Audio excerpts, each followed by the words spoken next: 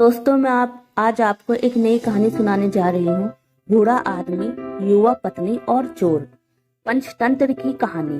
किसी ग्राम में किसान दंपत्ति रहा करते थे। किसान तो वृद्ध था पर उसकी पत्नी युवती थी।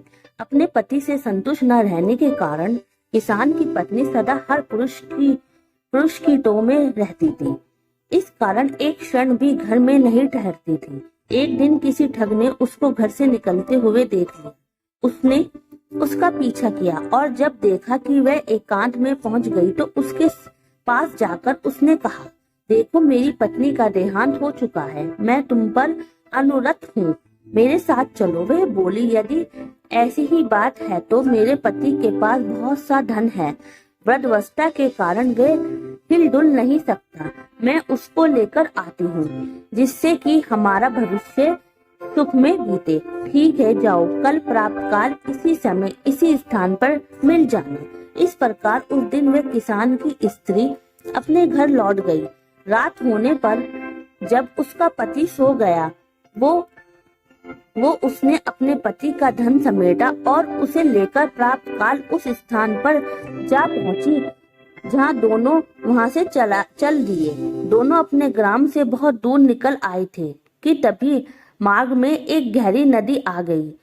उस समय उस ठग के मन में विचार आया कि इस औरत को अपने साथ ले जाकर मैं क्या करूंगा, और फिर इसको खोजता हुआ कोई इसके पीछे आ गया तो वैसे भी संकट ही है। अंत इसी प्रकार इससे सारा धन हथियाकर अपना पिंड छुड़वाना चाहिए। ये विचार कर उसने कहा, नदी बड़ी गहरी है, पहले मैं गठड़ी को उस पार रखकर आता हूँ, फिर तुमको अपनी पीठ पर लादकर उस पार ले जाऊंगा।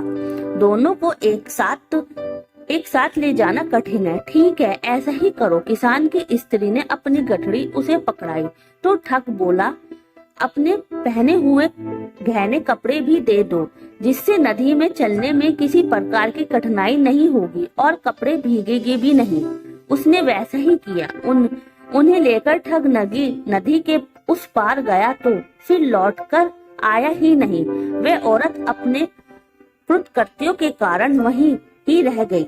हमें इस कहानी से ये सीख मिलती है, अपने हित के लिए गलत कामों का मार्ग नहीं अपनाना चाहिए।